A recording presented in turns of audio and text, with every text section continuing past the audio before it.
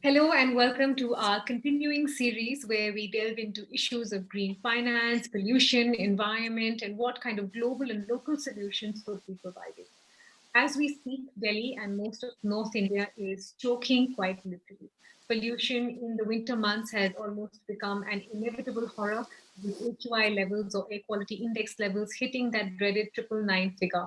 Why is it that governments seem to be stuck with this, regardless of whatever solutions have been provided or policy agencies have been set up? And do we need to rethink how we approach pollution, especially in the North Indian belt, with the context of what's going wrong with our air? Joining me to talk about Dr. Navroz Dubash, who's professor at the Center for Policy Research, and Dr. Urvashi Narain, who's lead economist at the World Bank. Thank you both of you for joining in with this for this conversation. And I think many of us are feeling quite passionately because we're breathing this poisonous air, Dr. Dubash. One is almost left with a sense that there is a wringing of hands situation with government and policy makers, with what has now becoming a recurring problem for most of North India. Are we bereft of solutions, you think, or are we just not implementing this right? Well, thank you for having me on this program, Mitali, and I'm delighted to be here with my colleague and old friend, Urvashi Narain. I think the core problem really is that we are treating this as if it is a problem that is amenable to standard bureaucratic solutions that once one focuses attention, you can just kind of plow through and come out the other side. And that's not what the nature of air pollution is at all. Air pollution isn't a single problem. It is composed of a number of different things, each of which is very complex. Crop burning and the resultant pollution, transport emissions, power plants, biomass for burning, construction dust, each of these has their own complexities and their own problems. And because of this, we actually have to solve this with a long-term approach. This is a marathon, not a sprint.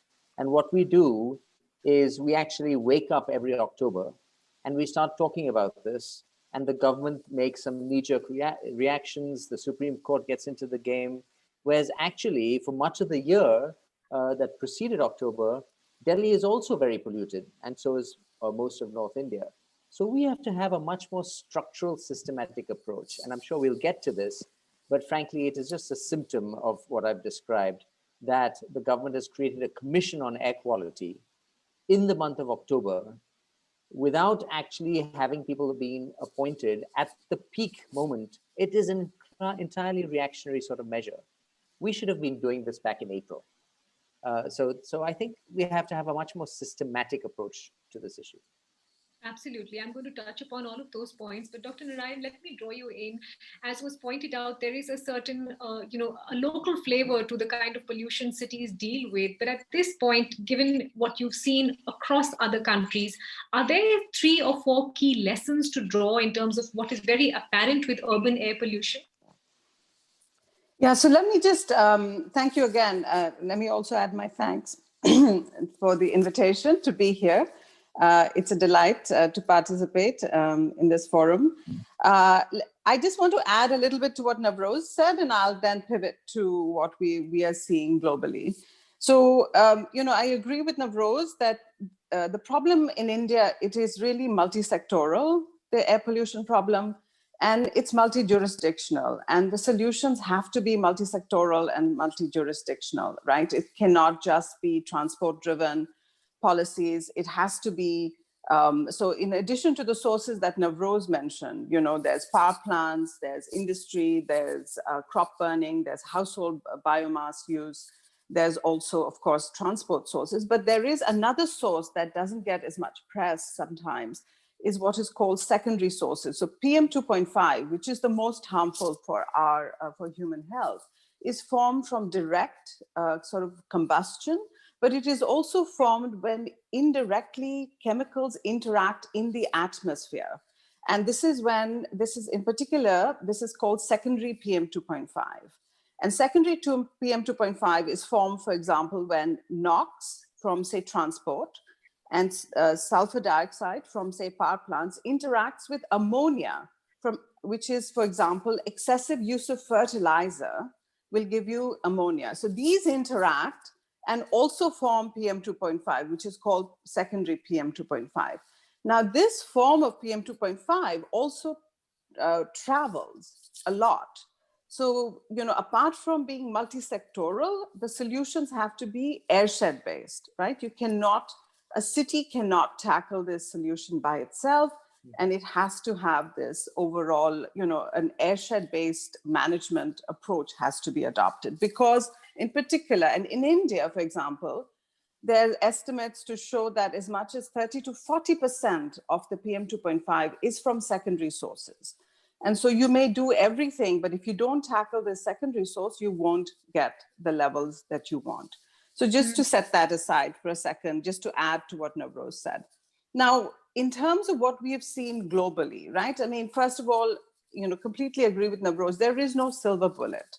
There has to be political commitment. Cities that have made a difference. We've recently released a report where we've looked at 3 cities, right? We've looked at Beijing, we've looked at Mexico City, and we've looked at New Delhi. Now, Mexico City in the 1990s was known as the most polluted city in the world, right? So, but now no more, right? Mexico doesn't fall into that. So it is possible to change. And Mexico now meets the interim targets of WHO for air quality standards for PM 2.5. Now, how do they, and similarly, Beijing has seen dramatic declines in air pollution over the last few years. So change is possible, which is very important to know. Now, how did these cities do it? What we have seen is there are 3 basic sort of factors, which we have put into 3 buckets of information, incentives, and institutions.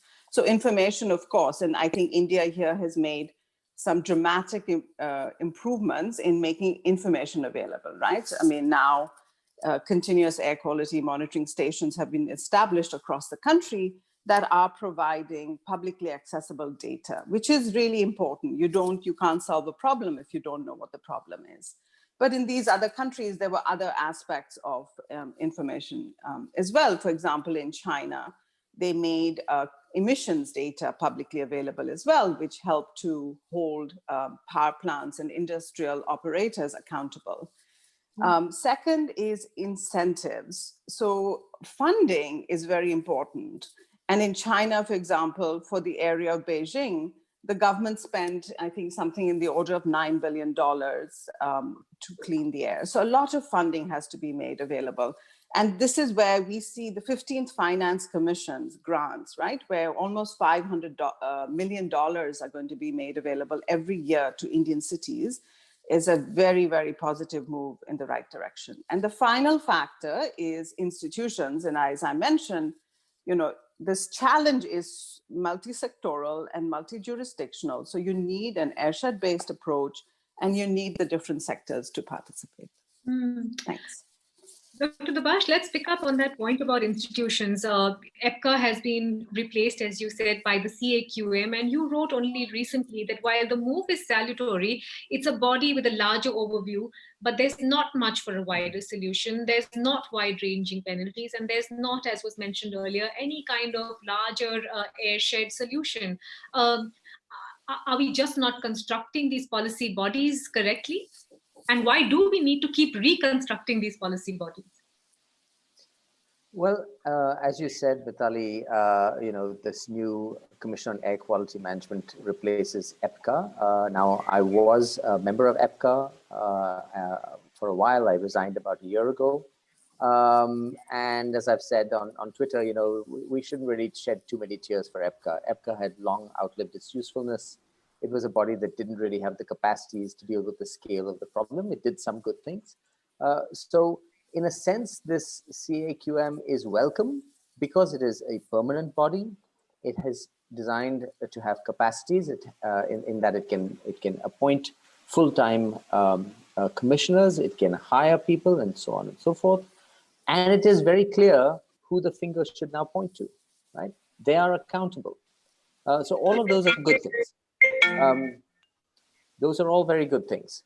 However, the fact that, as I said, this was done in the middle of the season, EPCA was abolished on day 0 or day 1 without a new body being in place. The fact there wasn't much conversation with others, and a few other things about the structure of this body make me a bit worried. Now, these are all, the concerns are all solvable depending on how this commission moves forward. But let me sort of signal the kinds of things that need to happen. The first thing is, if this commission is going to change the decision-making landscape at all, it needs to have clear targets to which it can be held accountable. So right now, the commission brings together 5 permanent commissioners and then representatives of key sectoral bodies like Ministry of Power, Urban, so on and so forth. It brings together some state government people and some NGOs and technical members. So now let's envision a story where previously the Ministry of Environment and Forests, which was the nodal ministry for EPCA, would have a conversation with the Ministry of Power and say, look, can we do something about power plants? Now they're both at the same table, right? Which is good. On the other hand, the fact that the Ministry of Power was able to push back the technology standards for power plants, the emission standards for power plants, year on year, from 2015 to 17 to 22, and now rumored even further, why will that change just because you've set up a new commission? You need to have some air quality targets and clear accountabilities to those targets so that the balance of power shifts, so that Ministry of Power can't get away with saying, we want to keep pushing this down the road. And similarly with the other ministries. And similarly to strengthen their hands with state governments, right? So that's the first thing. You have to have some kind of clear targets. Second, the way this is set up, I mean, look, at the end of the day, air pollution is so tricky in India because it is not one, but multiple political problems. To solve crop burning, you have to first find a solution to the problems of farmers who can quite correctly say, look, you guys are buying diesel cars continuously. You're ramping up your transport emissions. Why don't you do something about that, right? And why are you imposing the costs on us? Similarly, industries say, look, if you move to gas or you make us spend money on pollution control equipment, it affects our bottom lines. We may actually have to cut back on jobs. These are all real political issues that are difficult to solve. Simply creating a commission isn't going to solve them. You need to be able to use the commission to have conversations among all the stakeholders in ways that find, if not win-win solutions, then at least solutions where the losers are partially compensated by the winners, right? So there has to be an open-ended kind of process, and it needs to be informed by the best policy knowledge available. Now, the commission appoints technical members, but by technical members, they only mean scientific technical members. There aren't people who actually have expertise in policy making. Now, the IAS appointees presumably think that they have that expertise, and they do in part, but they certainly have a lot to learn from people like Urvashi, who've looked at examples from around the world. We need to have a much more open structure to this commission. And right now, it is a very Sarkari commission. So that's another problem. Let me just make one last point and then I'll pause. There are other enabling things that they could have done, which we could have learned from, right? We do not have a structure where you can apply civil penalties, but only criminal penalties. Now, we've seen that pollution control boards are very reluctant to apply criminal penalties. They grind through the courts and take years and years. Civil penalties, many people, including my colleague Shivani Ghosh, who's a lawyer, have argued are much more effective. We haven't looked at these kinds of relatively straightforward things that would enable the commission to be more effective. We are not using our imagination. We are not using our knowledge. We are creating a body, hoping that the creation of an administrative body will solve this problem. Well, guess what? This isn't an administrative problem alone, right? We're treating this like an administrative problem alone. And that's my biggest concern about the commission. It needs to be much more creative about how it views the problem and the kinds of ideas it brings to its solution. Dr. Dubash, I want to spend a minute on this issue of crop burning, because I think this has really become sort of the ultimate in terms of finger pointing. First of all, is it as much of a constituent as it is made out to be? Because the data seems to fluctuate. In October, it was contributing to between 1 to 3%. By November, that figure went on a daily basis from 5 to 10 to then 40%. And equally, as you pointed out, there's recent news saying the Uttar Pradesh government has slapped penalties of about 10,000 on the farmers, where incentivization has not worked out as planned. Is crop burning such a large part of the problem that North India faces through these winter months, or are we overstating the issue here? So crop burning is undoubtedly important and hugely important for about a month and a half. but it is not the only factor. And this comes back to what Urvashi was describing as the issue of information. How do we know whether we're making progress, and how do we know what the main issues are? So the government has started using this metric of number of good air days. That's a really bad metric, actually. What you really want to be looking at is the average PM 2.5. As Urvashi said, that's the main pollutant we should be worried about. Average PM 2.5 throughout the year, right? Now, what crop burning does is creates a massive October-November spike, which is particularly harmful to vulnerable groups. So in a sense, it's not, even if it's not such a big contributor throughout the year, the fact that it leads to such an enormous spike is an issue. But the broader issue is, this is not a single problem. This is at least a 5 or 6 part problem. I like to call it a 5 times 20% problem. So if you get crop burning down to 0, you still have about 80% of the problem. If you get transport down to 0, you still have about 20%, 80% of the problem. So you have to work on all of these. And you can't, even if crop burning is only a piece, it's not a piece you can ignore. You can't ignore any of these pieces. Right? Now, what is the ultimate solution then to crop burning? I personally am worried about technical solutions, because at the end of the day, if the farmer has an easy solution like a 2 rupee box of matches, then why are they going to go rent a happy seeder? Why are they going to go and rent some of these other chemical substitutes that the Delhi government is talking about? The longer conversation we need to have, and the deeper conversation, is about the production of parali rice in Punjab and the sequencing of that leaves stubble in the fields. And there are other reasons to be having that conversation. It's not a good use of Punjab's groundwater to be growing rice, but we've got locked into that. So we need to find a way to have these broader conversations. So air pollution is a multi-sectoral issue, again, as Urvashi said. So I don't see us having these bigger and deeper conversations which will lead to lasting solutions.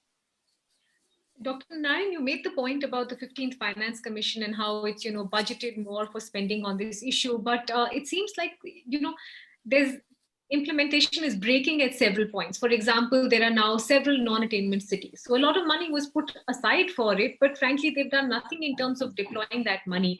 When you compare with, the global parallels that you alluded to, are you seeing a big breakdown in implementation? Where is it that you are seeing the big break-offs from the cliff? So, for the 15th Finance Commission, right, it was an interim report. So the money was only allocated for 1 year so far.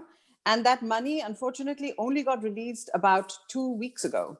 So, these cities have not had access to those resources. And the idea, what we really think is innovative about the 15th Finance Commission grants is it's performance-based, right? So the cities get their first installment now to do something, and then the next installment will only come if they can show reduction in air quality, right? So it's performance-based. So, and we are really hoping that when the Finance Commission report comes out for the next 5-year period, that these grants will be maintained, because, it's not like Navroz has also said, it's not there's no silver bullet. It's not a short-term solution. Of course, change can be made in the short term, but it's not something that you can solve very quickly. So you need substantial funding. And I think some of the things that Navroz pointed to, some of the political problems, for example, industry, will need to be, some incentives have to be given, some money will have to be given to industry to help them switch. This is what Delhi did in the 1990s, right? This is not something new that is coming to India, right? Delhi had the most ambitious vehicular fuel conversion program in the 1990s. The world hasn't seen something like that, right? In 2 years, Delhi switched all its public vehicles to compressed natural gas, and a lot of incentives were provided to the operators to make that switch. And that similar kind of incentive will have to be provided to make some of these switches. And I think in the field of crop burning, they are trying to provide that incentive, but that will have to be supplemented with enforcement. And that is what we see, that at the end of the day, you have to have the incentives to try and get compliance, but you also have to then hold people's feet to the fire if they are not following. And, you know, I'd like to come back to some of the things that Navroz said about the commission, because this is something we've also seen. I mean, Beijing set up a commission in 2013 called the Coordination Group, and it made a huge difference to how air quality was managed and then the achievements that Beijing has been able to make.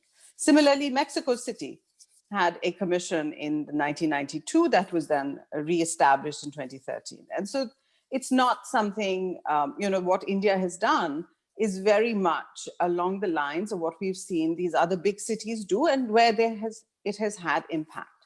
You know, I take Navroz's points. Of course, what we see of commissions is that you need sort of 5 characteristics of commissions. One is you need political commitment, right? And here, at least, we are seeing political commitment from Government of India. I mean, I understand that the Prime Minister raised this issue in his speech on August 15th. But other factors are you have to have membership that matches the scale of the problem, right? So the fact that the states are being represented by the chief secretaries or by the secretaries of environment, I think that's a positive step, because now the states will have to buy into the solutions of the commission. Up to now, they were being told what to do by the central government. And here now they're going to be partners in forming a solution. Of course, they have to come to a solution, and we'll see how well the commission functions. But we think it has the pieces to make it effective. Similarly, as Navroz pointed, you need the sectors represented, and we see that. And this is what we saw as ingredients of success in Beijing, as well as in Mexico. You had a diversity, all the states were in the airshed were represented, as well as the sectors. And that's what was one of the ingredients. That doesn't mean you will necessarily get success, but it's important. You also need functional reach. You need a wide range of functions. Now, one of the functions that has been given to this commission is on planning. And we see this is going to be a make or break, because you need an airshed level plan. Right now, India has, at city level, under the National Clean Air Program, plans have been developed at the city level. But you need, in order to manage at the airshed level, you need a regional plan as well. And so one of the tasks we hope that Commission will take on is to develop something like a regional plan, so that that can be implemented. Because as I mentioned, you know, this is a cross-boundary issue. It's an airshed level management that's needed, and you can't solve this at a city by city level, right? So we see that there are ingredients that can lead to success, and some things that the Commission. Now, the Commission has been given, you know, functions of research, of enforcement, but also planning. And so we see that it has been given a wide range of functions, and we hope that it will act on some of these to really institute and implement airshed management. Now, finally, the powers, and you know, Navroz, we agree with Navroz, I agree with what Navroz said about, you know, at some level, the toolkit that regulators have, right? At that disposal will have to be widened. But we think that that is needed through an amendment of the Air Act. I mean, that's at least my understanding, and not something that the Commission can do. So that one will have to continue to push for. But I understand that the Commission has actually been given a lot of powers. They can direct, you know, they can direct government officers, say, once a policy has been agreed in the Commission, they can give directions to government officers and then hold government officers accountable, which was not the case up to now. Up to now, CPCB could hold industry, could hold you know, other sort of entities accountable, but nobody was holding them accountable. And my understanding is that the Commission will be able to hold government officers accountable for some of the orders that are passed. But again, you know, we will see how this evolves, but at least from what we see in other countries, this is something similar that has led to success in those countries. But of course, the devil is in the details, and also how implementation unfolds. I know we're running short on time, Dr. Narain, but do you have a sense of what the economic burden of this kind of pollution is? I mean, I was looking at some Greenpeace statistics which point to $150 billion per year, for the Indian context. Would you agree with that figure? Do you think we've gone beyond it, considering the levels of air pollution we're currently living with? Yeah, and absolutely. I mean, there is no doubt air pollution is a major health risk, right? And it's a drag on economic development. Some of the figures that we did our last set of estimates in 2017 for the globe, and globally, if you look at the loss of welfare, right? And this is just from the health impact. So just look at the health impact of air pollution, and you look at the the loss of welfare that results in, the cost is equivalent globally to about 2% of global GDP. So it's very high. If you look at India, it's about 6% of global GDP, of India's GDP. So just the cost loss in welfare, quality of life, which has become, a very important measure for government of India, it is a very large loss in quality of life just from the health impacts of air pollution. But it's not just restricted to health impacts, right? I mean, cities lose competitiveness. They can't attract labor if they are so polluted.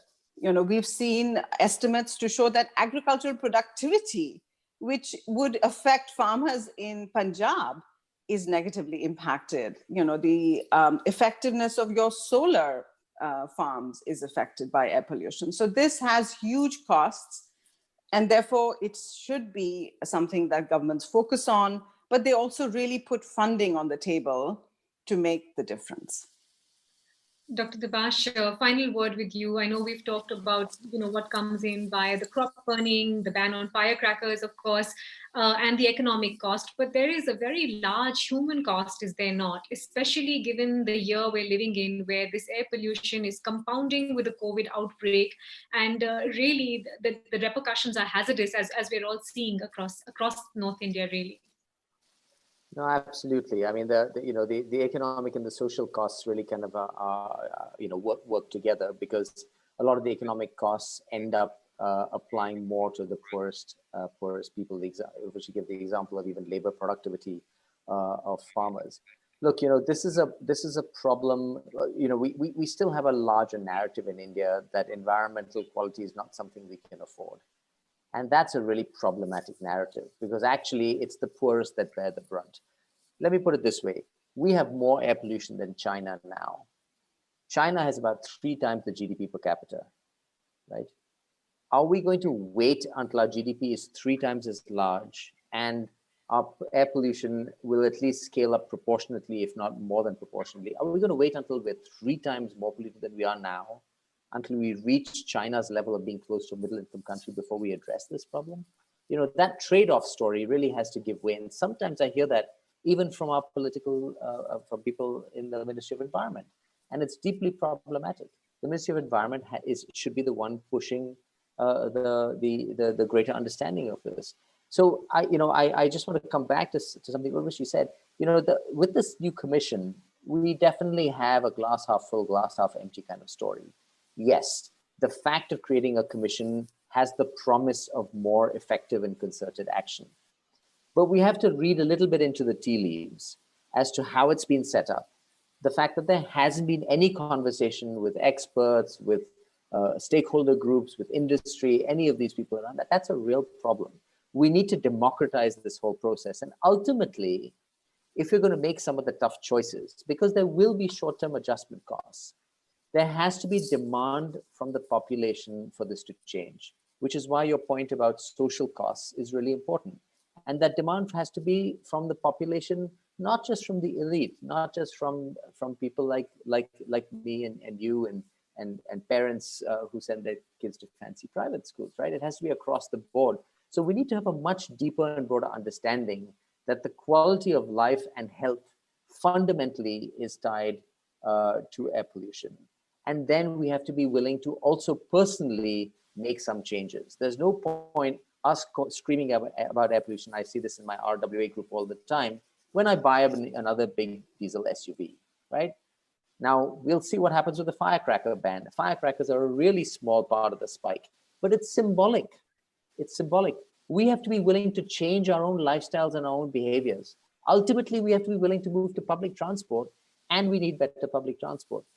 We need those. So it's not just an enforcement problem. That's the point I want to get across. It's about behavioral change. It's about citizen involvement.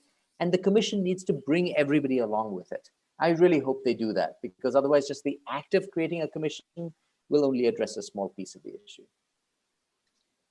Thank you so much, both of you, for joining in on this deeply engaging chat. I really appreciate all the thoughts you brought in. And perhaps you're right, Professor Dubash, sometimes policy moves only when your back is against the wall. So one hopes that that sense of urgency is felt amongst everyone. But thank you again for joining in today. Thank you. Thank you for having us.